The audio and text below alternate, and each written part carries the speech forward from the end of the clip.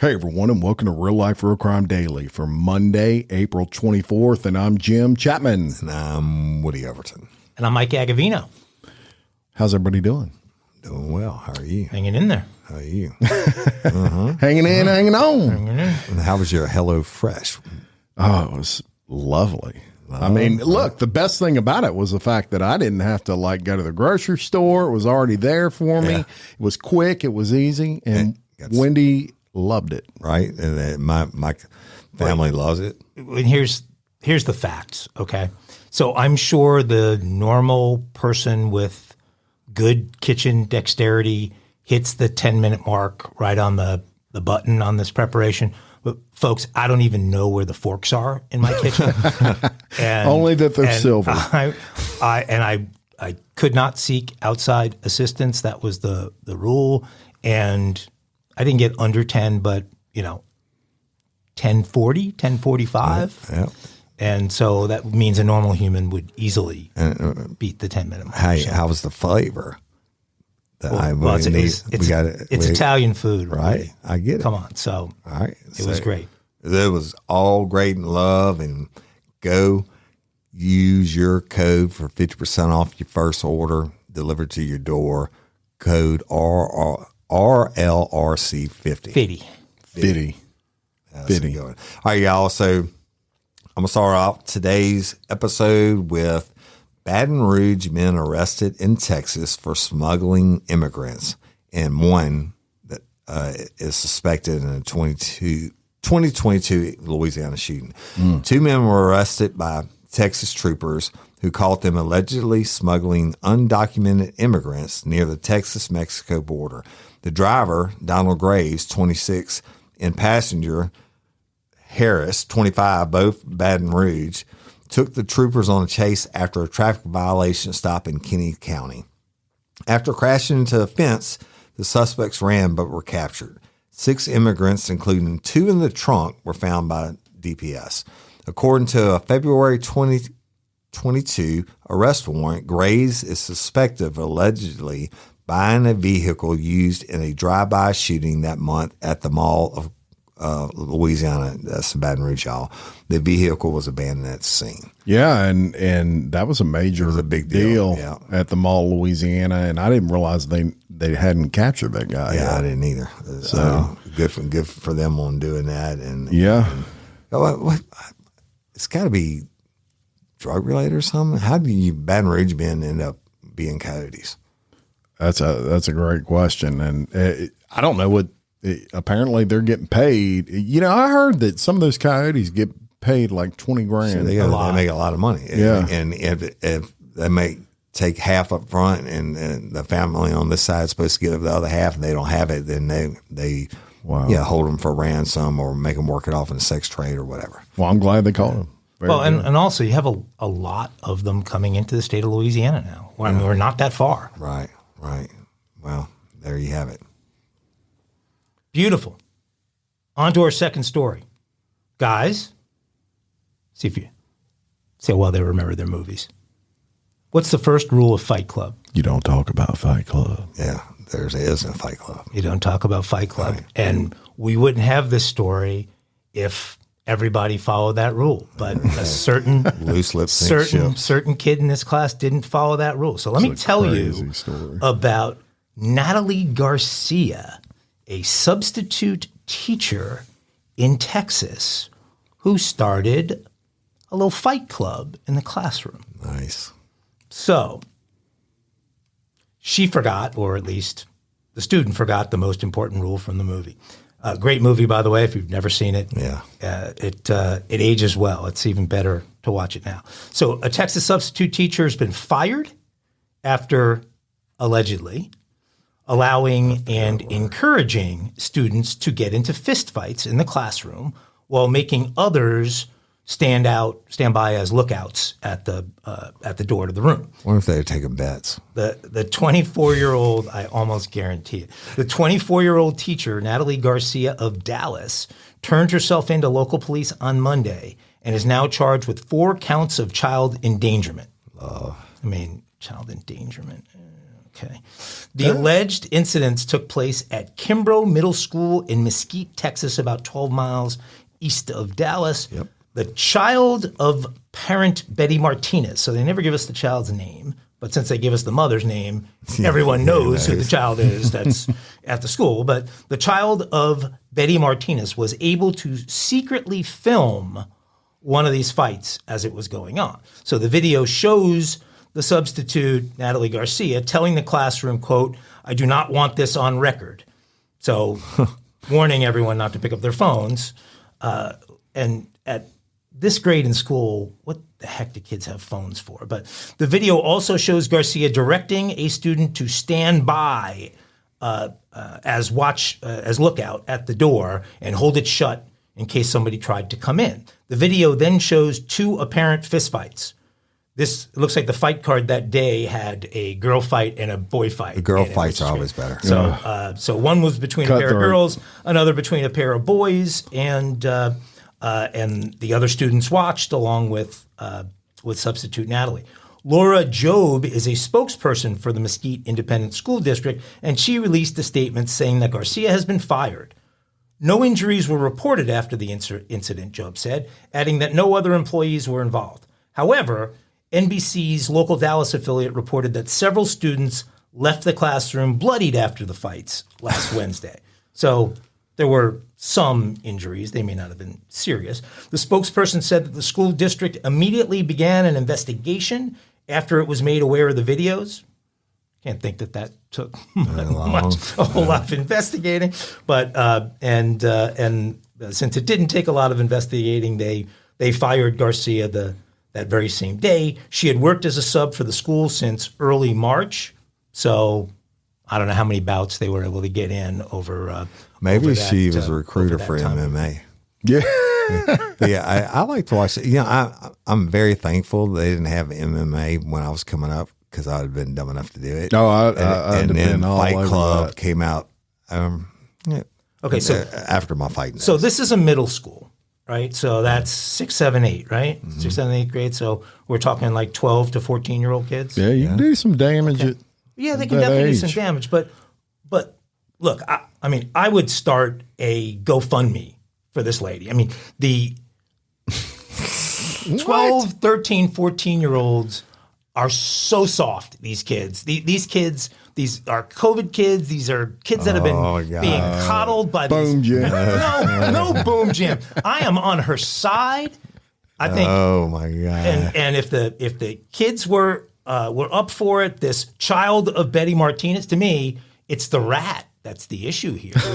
We got Betty. There's your Italian heritage We had coming a out. full-fledged fight club going on in this middle school. That's the I'm mafia sure it was coming out. awesome for the kids. Nobody was getting badly hurt, right? Just bloody. And we were toughening them up. I mean, what kid that age in the United States right now doesn't need a little toughening up? Sorry, but I am on the other side of this one. School Please is for direct learning. that hate mail towards Mike Agovino. Natalie, when they release you from prison, let us know.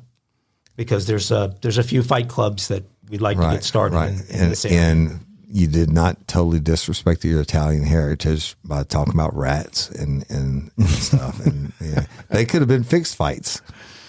Were you in fixing those fights? I don't know that my people controlled the betting lines in these fights. I'll bet they control it in a lot of. I'll look further into it. All right, but leave it alone. On to something a little more Fight serious, Club. y'all. Fight Club is funny. Yeah. The Maine police have captured a man accused of 4 murders. Now, the Maine State Police arrested a 34-year-old. His name was Joseph Eaton and charged him with murder on Tuesday evening after he allegedly shot and killed 4 people and wounded 3 others earlier in the day. The shooting began at a residence in a rural town in Maine, and it's about 30 miles northeast of Portland, where 4 victims were found shot to death. Wow. The gunman later opened fire along the interstate in 25 miles south of Bowden, where all of this took place, wounding an additional 3 people, including one critically. A car with bullet holes in the windshield could be seen near an off-ramp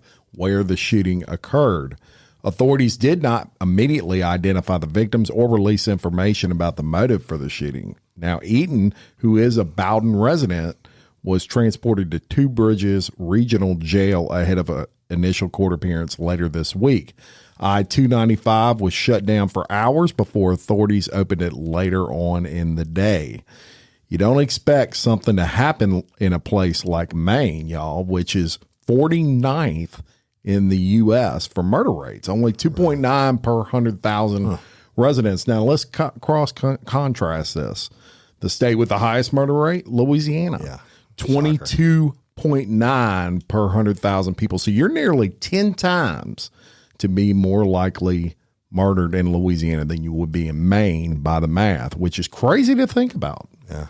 I don't know. Absolutely crazy to think about. Right, and that's per capita, so that's not the raw number, which, of course, nobody lives in Maine, so the raw number would be a lot Lobsters. lower. Well, this guy probably, I would imagine, I don't think there's more than a couple million people in Maine. So they probably don't have but, 10 or so murders. This guy got 40% of the way to their yearly average in one incident. That's crazy. It's crazy, man. Well, the next story is the most serious of the day.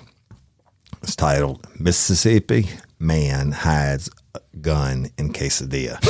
A Mississippi man was arrested Friday during a traffic stop after he attempted to hide a gun in a Taco Bell quesadilla. Devin P. Mitchell folded the gun into the quesadilla when police in Picayune, shout out to my people in Picayune, when police in Picayune stopped him and driver Olivia Neff for a traffic violation. Officers reportedly saw Mitchell stuffing the handgun into a Taco Bell bag, prompting them to conduct a search of the vehicle where they found the gun hidden in the Mexican meal. This is real. I can't really say. No, it's definitely not an illegal search and seizure, Mike. I know what you're going to ask. It's not an illegal search and seizure because they saw him actually doing it. It's kind of like a hot pursuit. Yeah, they could just be saying that now. Well, that's true too. Good and bad in every profession. Anybody sees a bag of Taco Bell, they're going to be interested in. They would not be responsible for reimbursing Mr. Mitchell for his lunch, Mike, because they seized it. Well, that's a legitimate question. Yeah, that's a legitimate question. So Mitchell found himself slapped with other charges after police also recovered methamphetamine, liquid heroin, and drug paraphernalia during the search. Mitchell was taken into custody and charged with possession of a controlled substance with the intent to distribute while in possession of a firearm, possession of a controlled substance, tampering with physical evidence, that would be hiding it in the quesadilla, y'all, possession of a weapon by a felon, and possession of paraphernalia. It just got more serious with that gentleman. Mike says he'd like to point out the obvious flaw in Mitchell's planning, in reviewing the Taco Bell's menu. It's obvious that the Burrito Supreme, the Burrito Supreme would deliver the highest overall gun coverage of any menu. Yeah, if you're thinking that your way to get rid of the gun is to use your lunch, then you've got to go with the Burrito Supreme. Right. Burrito Supreme. What about? Yeah, that would be the most coverage. They could be the Mexican pizza. You could have slid it under the Mexican pizza. Well, the ones that are crispy, like the chalupa and some other, they're big, but you can't put them in there. Yeah. Maybe the pizza would have. I like crunchy tacos better. Yeah, it would have been a much better story if you would have got away because they searched the bag and couldn't find the gun in the bag because then he had a magic bag, and then he would have gotten it. He would have gotten an ad deal from Taco Bell because he'd be out there selling burrito supremes. If he worked for Subway like Jared, he'd still get ads, make be millions. A pedophile millionaire like Jared. That's a serious story, y'all. Spark something uncommon this holiday with just the right gift from Uncommon Goods. The busy holiday season is here, and Uncommon Goods makes it less stressful with incredible hand-picked gifts for everyone on your list, all in one spot. Gifts to spark joy, wonder, delight, and that's exactly what I wanted feeling. Hey, y'all, I ordered a super cool piece. It's a candle with a sculpture of LSU's Tiger Stadium on top of it. And each officially licensed laser cut wooden replica features up to 4 layers of detail, creating a bird's eye view of a specific football field, seating section, and more. And every label includes your stadium's name, the team's logo, and school location. And it has a coconut, soy, vegan wax infused with sandalwood smell that creates tailgates and touchdown scent profile, reminiscent of game day. It's invigorating like fresh cut grass and nostalgic like smoke from a pre-game grill, and calming like the crisp autumn air of a new semester on campus. Y'all, I love it. I have it at the base of my TV, and I'm ready to watch the Tigers play on Saturday night, right? Uncommon Goods. Look, when you shop at Uncommon Goods, you're supporting artists and small independent businesses. And many of their handcrafted products are made in small batches. So shop now before they sell out this holiday season. Uncommon Goods looks for products that are high quality, unique, and often handmade or made in the U.S. They have the most meaningful, out of the ordinary gifts anywhere. They even have gifts you can personalize. From holiday hosts and hostess gift to the coolest finds for kids, to hits for everyone from the book lovers to diehard sports fans. Uncommon Goods has something for everyone, not the same old selections you can just find anywhere. And with every purchase you make at Uncommon Goods, they give $1 to a nonprofit partner of your choice. They've donated more than $3 million to date. So to get 15% off your next gift, go to uncommongoods.com/RLRC. That's uncommongoods.com/RLRC for 15% off. Don't miss out on this limited time offer. Uncommon Goods, we're all out of the ordinary. Hey, y'all, let me tell you about Gobble. All Gobble meal kits are pre-prepped. That means less work for you and less waste in your kitchen.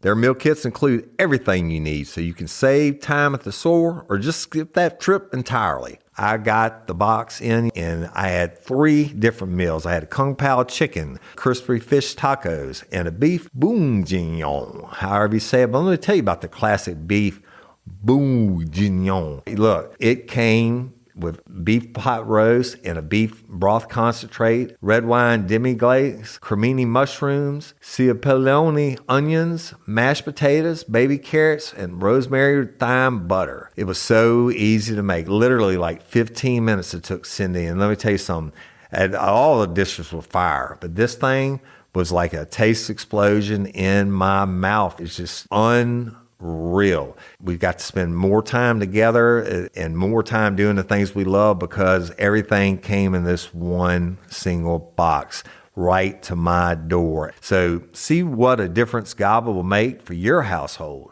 Right now, they're offering my listeners a fantastic limited time deal. You get $120 off across 4 boxes plus free shipping and free cookies. And let me tell you, those cookies, I ate one that was sin baked and it was delicious. Go to gobble.com/real life. That's GOBBLE.com/real life for $120 off your first 4 boxes.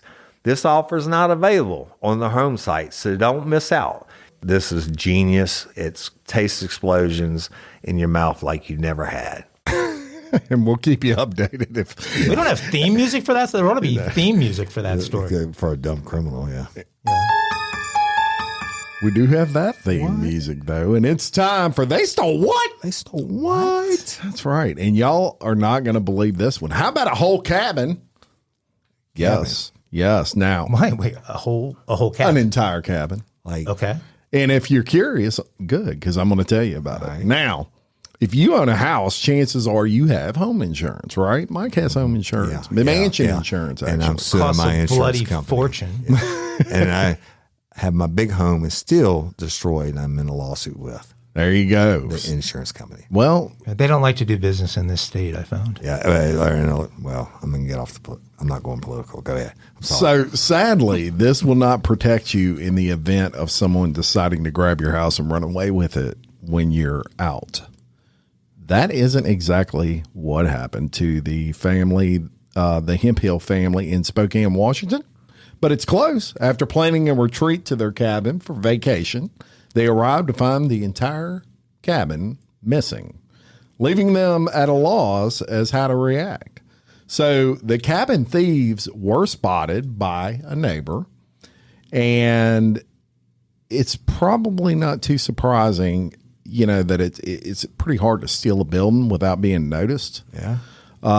So this person did see them hooking up to the cabin, and they drove away. And that person didn't call the family because she thought the cabin was being repossessed. Was the cabin on wheels? It was a Like a trailer? kind of like a trailer, but it was shaped like a cabin, and it had the fake wood logs stuff. on I've it and seen all those. that stuff. They Now, have those on that Overkill, the murder work. Yeah. Those log cabins on wheels. Was There it a you go. 2-story cabin? I don't think it was 2 stories, but you might be surprised to know that the cabin thieves have never been caught and they're still on the loose. Wow. So yeah, You know why? you got to worry about your whole cabin. That cabin's in Maine now where they have no population, according to one of our How do you stories. hide a cabin? So what? They stole what? They're currently storing 10,000 pounds of dimes at that cabin. Yeah. Very good. A garage collapsed in New York City yesterday. Oh, Lord. You guys might have seen that. And when I say collapsed, I mean pancake collapsed. That is a nightmare. One floor to another floor to the other floor, boom, collapsed. One person was killed. Another 5 were injured, and those people had to be rescued. They were using the robot dog to do the rescue. they There's have any another still- AI story for us. Do they have any still missing? There are not any missing at this point, but it turned out that this particular garage in the building it was attached to had 19 different outstanding violations, and it should not have been operating as a business. And I can't imagine. I think about what happens around here too. You have these bureaucracies in these cities that, with all of these rules that businesses like garages are supposed to operate under, and all these inspections that are going to occur, some of these violations went back decades. It's cheaper to pay the violation than to fix it and get called again than to fix the problem. It's unbelievable. And so this was just a ticking clock. At some point, a car was going to get loaded up, and this thing was going to collapse. And so, It's horrible. Awful. They should be charged criminally. well, I would say if there's one of these, there's Oh, God, 1,000 yeah. of these Absolutely. in New York City because, first of all, these garages they're underground. Most of them. This one happened to be at street level because it was one of these ones where you stack cars up, which can't hold as many cars and aren't nearly as profitable. Back in the day, before everybody was working from home doing business on Zoom, and Manhattan was just packed all day long with people, you would pay $30 to $40 during the work just to park your car for the day. If you lived in the city and had a car in the city, you might pay $500 or $600 a month with on top of your rent for your building just to have a spot to do that in keep your Dallas, car. yeah. But the amount of disrepair that many of these garages are under, I think this is sort of an omen of things to come, or others that could have been much worse. Speaking of things to come, Oh God! Yes. You know what time No, you it can't do is. that. What time is it, Woody Overton? I'm getting violation You time. can't do evidently. that. What do you? Hey, today's Kinky crime segment. We are trying to get off I of know. that I'm list. getting another Woody. violation, and I didn't even say fuck. All right, it's today's Kinky. I'm getting 2 violations now, people. Get today's Kinky crime segment. You listen to this. I can't imagine I'm not going to get another violation, so you might as well tear one off. Florida woman, 36, is arrested after stripping naked and using a pink sex toy in an adult store. A police officer who responded to a Florida adult store recently for a report of a disturbance discovered a naked woman using a sex toy on herself in a back room. According to an arrest affidavit, the bizarre incident took place at the Lion's Den Adult Superstore on Fort Pierce. That's a They great have name. Lion's names everywhere. What's illegal? There Wait, so far? Lion's Den are all down the interstate. I think I saw your Range Rover there. Right. Someone at the store called 911 reporting that a woman wearing a purple shirt. No, it wasn't yours. It was Joey Buttafuoco's. Now you can give me my tag. No, I have a Cub card. Remember? There you go, you freaking flyer. I don't know. I think they have glory holes in the back too. All right, so someone at the store called 911 reporting that a woman wearing a purple shirt and no pants was causing a disturbance. The responding officer was met by a store clerk who informed him that the woman, later identified. Responding officer? There weren't 9 other squad cars that went to the scene? The responding officer was met by a store clerk who informed him that the woman, later identified as 36-year-old Teresa Stanley, had removed a pink sex toy from its packaging, stripped off all of her clothes, and was masturbating in public. She wants to make sure it works. Right? You can try it before you buy it. That's right. As the officer entered the adult store, he was told that Stanley had retired to a stockroom with the sex toy in hand. As I opened the doors and entered the stockroom, I found the female sitting in an office chair with her feet up on the table. The officer wrote an affidavit. She had in her hand a pink-colored penis-shaped sex toy that she was using in a masturbatory manner. Masturbatory manner. The pen is mightier than the sword. Are you sure that's not just the opening scene of a bad porn movie? Yeah, maybe of a Joey Buttafuoco movie. A store employee told the officer, I'm getting another violation, y'all. A store employee told the officer that Stanley had also opened and tried on a clothing item. The total cost of the stolen sex toy and unspecified garment was just under $46. So I have a problem with that. To be stolen, they have to leave the premises with it, or he has to be able to prove that they intend to permanently deprive the establishment of the item. He didn't do that. But anyway, here we go. Stanley was arrested. The total value was $46? Sex toys are expensive. I was thinking that was because there was an outfit involved as well, wasn't there? Yeah, but it could have been edible underwear, right? It could, like $2.50. So that's what you told me today, honey, your husband. I buy you the good stuff, baby. There you go. Hey, $3.50. All right, but Stanley was arrested and booked in the St. Lucie County Jail on charges of indecent exposure of sexual organs and petty theft, both misdemeanors. She was arraigned on charges this morning, remained in jail on $1,500 bond. Stanley of Port Salerno has a lengthy record dating back to at least 2001, which includes multiple. Mike's laughing so hard he's shaking the table. Which includes multiple convictions. Ooh, this is a rough one. I've been up since 3 o'clock. The rest of this episode will be in English. Soliciting, prostitution, and possession of drug paraphernalia and resisting an officer. Earlier this year, she was arrested on a charge of grand theft auto.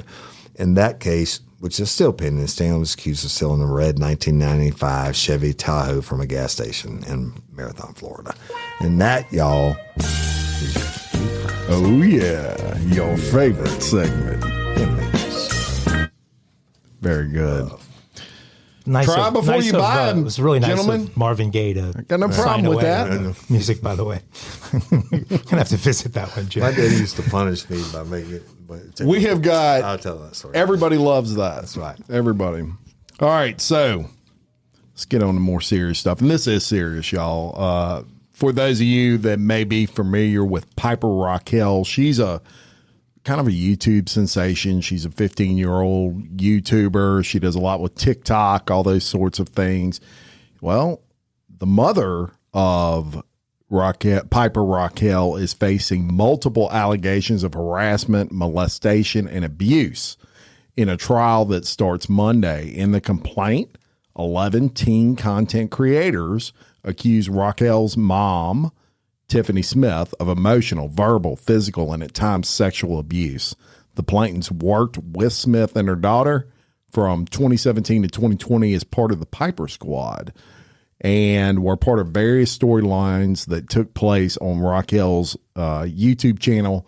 And to tell you how popular this young lady was, 10 million subscribers on YouTube. Really? Yeah, she on fire. The teen creators also alleged they were unpaid for contributions, though it's unclear if they were ever promised payment. The lawsuit added that Smith conspired to intentionally interfere with, sabotage their individual YouTube channels by using bots and falsely flagging and reporting them to drive down their views. Now, each teen involved in the claim is asking for around $2 million in damages combined. That's about $22 million. And Ashley Ann Rock Smith, she was quoted as saying she just wants peace back with her kids about the lawsuit. Her two daughters, both plaintiffs, are Raquel's cousins. I want all predators who hurt young kids to be brought to justice. Now, while there are no strict laws in place for children on TV and movie sets, currently there are no rules in place for filming in non-traditional filming environments like YouTube. The squad member's attorney, Matthew Sarelson, he made folks aware of that. And so to tell you some of the things Piper Raquel's mother was accused of, she's accused of ongoing abuse, including repeatedly touching the plaintiffs inappropriately, sticking a finger in the plaintiffs' butts as they pass by her on and off the set. She's accused of saying sexual, explicit things to the male teens that were on the show about the size of their penises. And in one case, Piper's soiled training bras and panties, she would send them, or actually sell them, to an unknown individual and mail this person those undergarments. Last summer, Smith countersued for $30 million, saying the mothers of the teenagers were trying to extort her, but she abandoned that case shortly afterwards. So this is a civil case, not a criminal case at this point.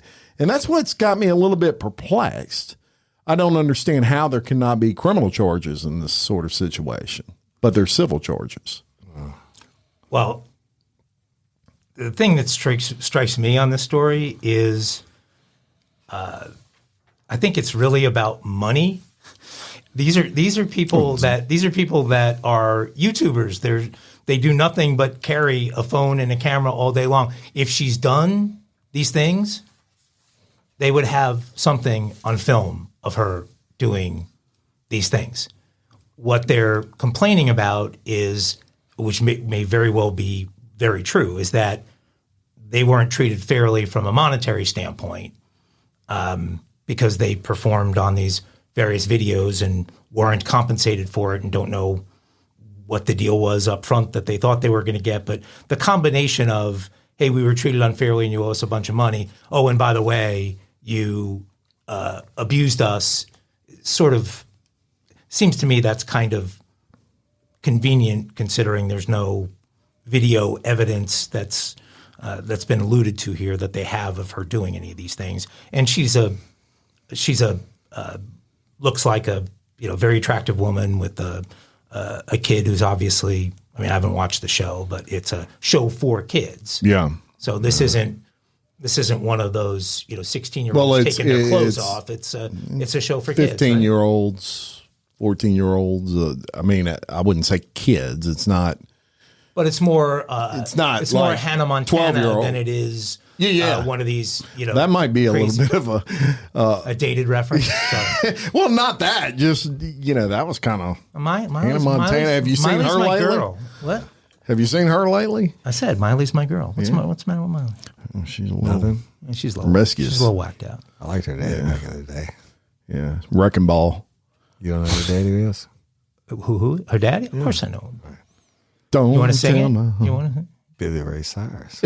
Break. 1991. Possibly the worst #1 record in history. So. It's a great song. But everybody loved to get up and dance when that song came Yeah. on. Yeah. Look, back in the day. It had its own dance, didn't it? I think so. Texas Club. What? They stole what? They stole what? Some virginity? Well, I think we're going to get more there. And you're right. I don't know why that's not probably because all they care about is money, Jim. It's a money grab. Not I mean, I would think if the charges were more legit, they would have that would be total criminal charges right there. That's 11 different people. We'll hear something else about it.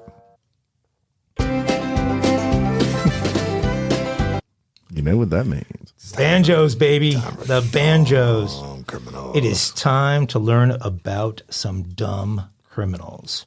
Today's lucky winner is Donald Chip Pugh, who was suspected of arson and vandalism, so a warrant was sent out for his arrest. To help track down Mr. Pugh, the police of Lima, Ohio, shared his mugshot on their Facebook page. Nothing yet seeming so dumb, right, Woody? Right. All good so far. I'm all ears. Donald, however, didn't think the photo captured his best side. So he texted a more flattering selfie to the police. There's your stupidity. Saying, quote, "Here is a better photo than the other one. It's terrible." So smart.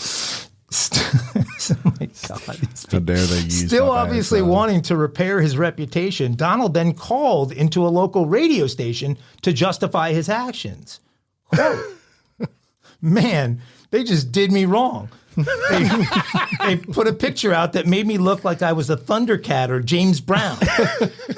James Brown.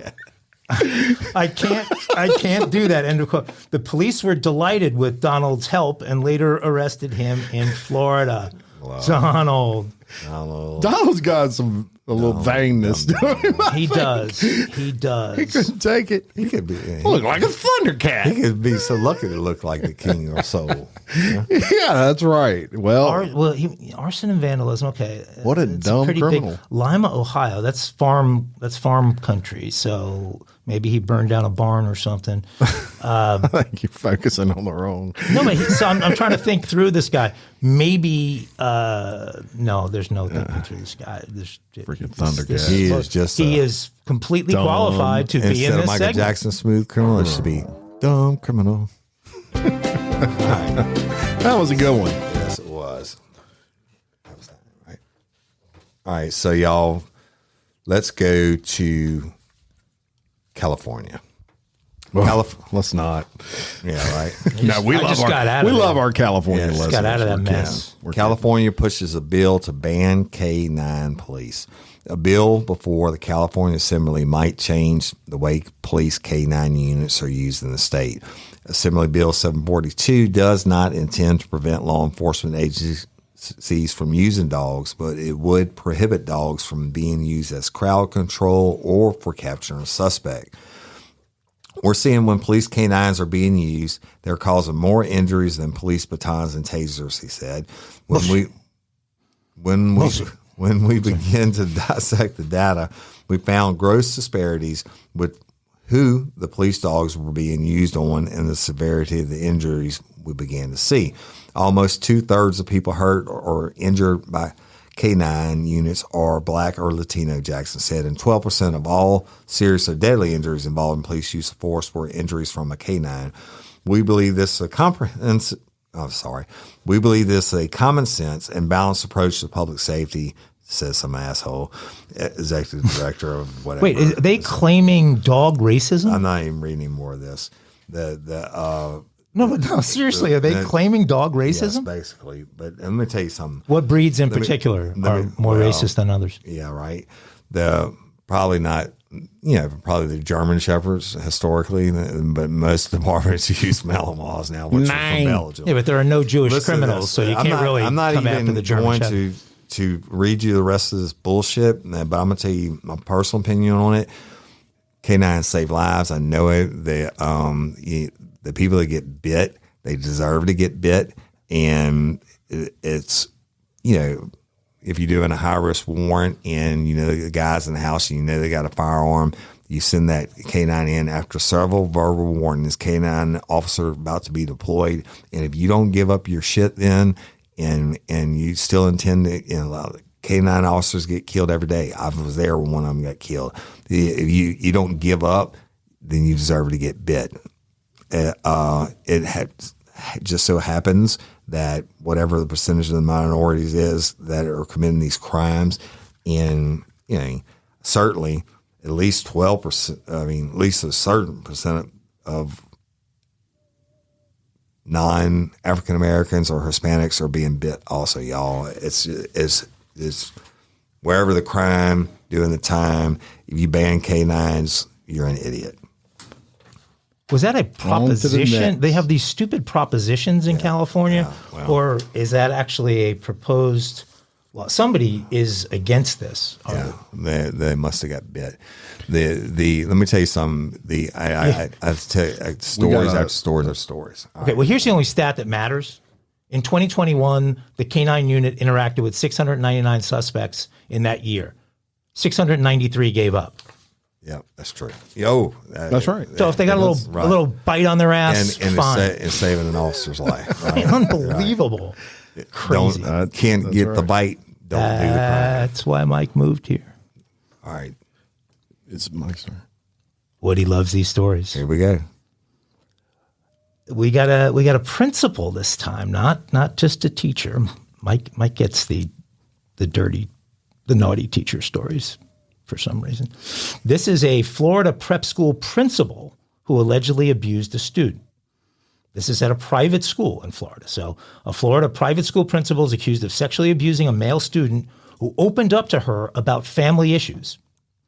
Tracy Smith, 43, very attractive lady, Woody, which You're in trouble. it's no, because that's material to this particular I get story. it, but it's I've oftentimes been not particular. in the past. Material describing people my stories, and they say, you said she was attractive, or you said she wasn't a dog or whatever. I'm just telling you, you catch it. That's the way the news organizations work. They only cover the stories of good-looking people, but we're not challenging the value of a good-looking person versus a not-so-good-looking person's life. In this particular case, the attractiveness of the woman is pertinent to the story. Okay, go ahead. Okay. So Tracy Smith is 43. She was the head of Exceed Preparatory Academy in Coral Springs.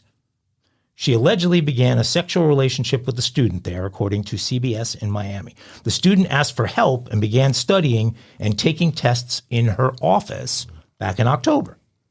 He reportedly talked to her about his family issues, and she shared some of her personal issues with him. The two grew close, and he viewed her as a mother figure. The victim shared that with, again, CBS Miami. The student reportedly told police when Smith began touching him during study sessions, it was comforting at first, but the longer it went on, the more he became uncomfortable. He allegedly told police he felt, quote, guilty, and his grades began to suffer because of Smith's alleged actions. Brian Bieber, an attorney representing the school, said in a statement to the media that the allegations came as a surprise. Really? Well, imagine that. That the attorney said they didn't know about it. Well, yes, I'm sure they didn't. Smith worked at Exceed almost 3 years and was an educator for nearly 20, according to Bieber. Her charity work has also earned local awards for outstanding philanthropic service. The allegations resulting in Ms. Smith's arrest yesterday came as a shock to everyone at the school. The school and its staff will be cooperating with law enforcement in every possible way. A safe learning environment is paramount at Exceed with no exceptions, he said. Smith was released on $25,000 bond after a court appearance on Tuesday. She was ordered not to have any contact with the victim or any minors outside of her family, and she's not permitted to return to the school, according to local news outlet. Authorities have not released the minor's name or age at this point. Smith had a sterling reputation prior to this alleged incident, and when you look at her social and her charity work, she just doesn't fit the quote-unquote profile. So what do you think? I think there is no such thing as a profile in, a person's cultural actions or charity work or looks or whatever. Predator's predator. I don't know. We'll have more on this when it comes out. And I did catch it in the beginning. You said it was a boy, and I was waiting on the principal to be a guy also. It turns out it was a chick. I don't know how old this dude was, but you said she's attractive. I don't know. I haven't seen anything. Jim Chapman's not in an affirmative. I haven't seen it, but if I was 16, 17, whatever, I got to tap the principal. That's bragging rights. Yeah. But I don't know. Yeah, there's no excuse. You can't consent. No, and so if you're curious, we're gonna put her booking photo and her regular photo online. Or put it on the, can you put it on the headline? I On didn't see your Facebook. booking photo. Oh, I did. Is it like show business? Booking photo's bad, huh? No, Jim likes the booking photo. Wasn't There bad. you go. For a booking photo? Well, Wasn't bad. Hey, But we'll put it on the Facebook so y'all can yeah, check it out. Check it out. Check it out. Here we go. It's a very measured response by Woody there. Y'all know what time it is. It's This Day in Crime for April 24th. And look, y'all, in 1973, Edmund Kemper is apprehended. In May, he was indicted on 8 counts of first-degree Wasn't he the murder. clown? No, that Kemper was, was known as the co-ed killer, and he was intimidating. He was 6'8" tall, probably the tallest serial killer in world history, and he was apprehended. So that was in 1973. In 1980, the United States launched an unsuccessful attempt to free the American hostages in Iran. I remember that. A mission that resulted in the deaths of 8 U.S. Jimmy servicemen. Carter was president. And the loss of an election. Hey, Jimmy right. Carter's brother was involved with Shinerbach.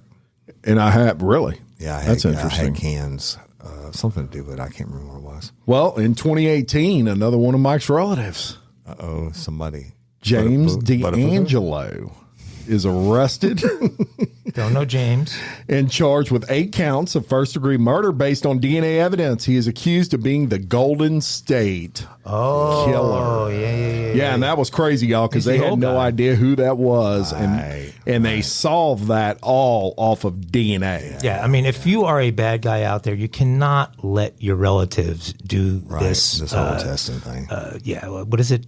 33andMe and 23andMe, excuse me. I gave that to my parents a couple of years ago. Ancestry. for Christmas. Ancestry. Ancestry.com, Yeah, yeah. you can't do that. And that was today's This Day in Crime for April 24th.